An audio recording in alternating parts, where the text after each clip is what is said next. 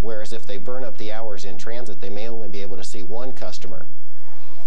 The ability to visit more customers intrigued McKeel Haggerty, the president of a specialized insurance company catering to classic car and boat collectors. Haggerty is constantly traveling, keeping up with his clients and their multi-million-dollar enthusiasms.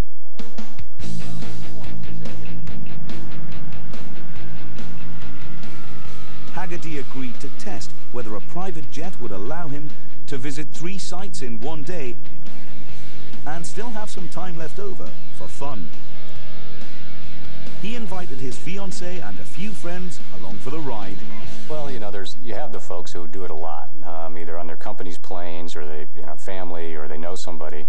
The people who have never done it, the best way to describe it is just a smile. They come off and they can't get the smile off their face, and it usually starts the minute they get on the plane. There we go. Everybody seemed to love it. It's pretty hard to beat it. One thing, this one is a particularly big private plane, so you can get a number of people in here. You can kind of move people around. We can get to a lot of different places quickly, and I can't think of anything better, really. It's a very seductive industry. People love this type of travel. Cruising at a height of 10 kilometers, they began to realize this went well beyond the first-class experience. There's nothing like the comfort of a $40,000 recliner. This is one of the most comfortable seats I've ever been in. Not just on an airplane, but literally anywhere.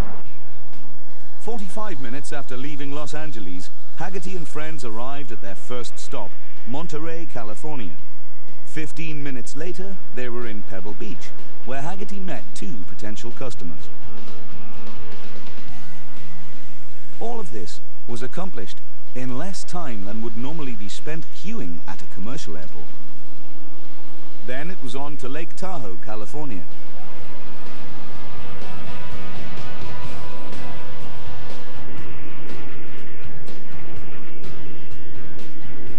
Haggerty's team was boating on the lake about an hour after leaving Monterey.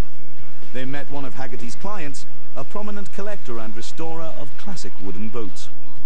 Travel that would have taken 5 hours by commercial airline was completed in just over 2. Haggerty had saved so much time during the day, he could afford to play. What better place than Las Vegas? Yes, Time to take the money and fly. There was more fun to be had. An impromptu birthday party for Haggerty's fiancée, organized by the crew. What an ending to this day. The test was a success. Haggerty was sold on private jets.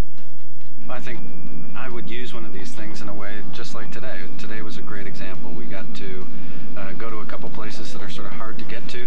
I got to do some great business, got to have a little bit of fun. As more people are drawn to the allure of private aviation, manufacturers are rushing to satisfy their needs. Well, there's been an explosion in the number of new models of business jets that have come to the market over the past 10 years. While the choices can seem endless, deciding on a plane comes down to a few simple questions. Where do you go? So how far, right? How many people do you take? How much stuff do you take with you? And probably a real key one is how much do you want to spend? If you have $3.5 to $8 million to spend, you'll probably be looking at a light jet. The most popular light jets come from Lear, Raytheon, and Cessna. These planes can carry 5 to 8 passengers and have a range of approximately 1,000 to 3,000 kilometers. While light jets satisfy most users' needs, some want a little more range and a little more room.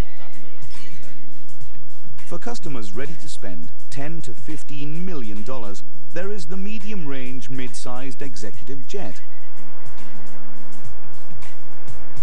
This class of aircraft includes the Lear 60, Hawker 800 SP, and the Hawker Horizon. If speed is your thing, the mid-size Cessna Citation 10 travels at nearly the speed of sound. making it the fastest private jet on the market today. All of the mid-sized jets seat 8 to 9 passengers in a roomy stand-up cabin and have a range of about 2,500 to 5,000 kilometers. This makes them ideal for doing business across continents.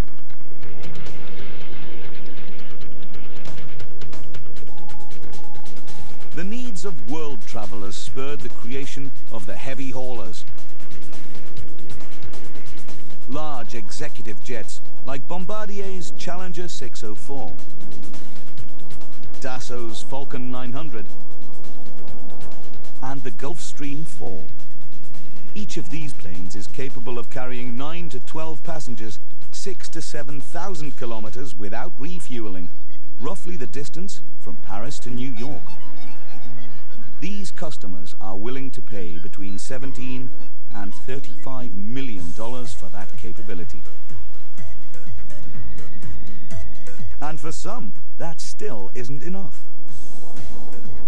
There are business executives who need planes to take them non-stop from Los Angeles to Sydney or from Shanghai to New York. Two companies introduced ultra-long-range executive jets to serve this market. First was General Dynamics with the Gulfstream 5. Bombardier then followed with the Global Express. This kind of globe hopping doesn't come cheap. You know, they're up in the $42 million range, and they have 55 to 6,000 nautical mile range. So basically you could fly non-stop from Los Angeles to Venice or London. And finally, for those owners who need to take 15 to 50 people along on a trip,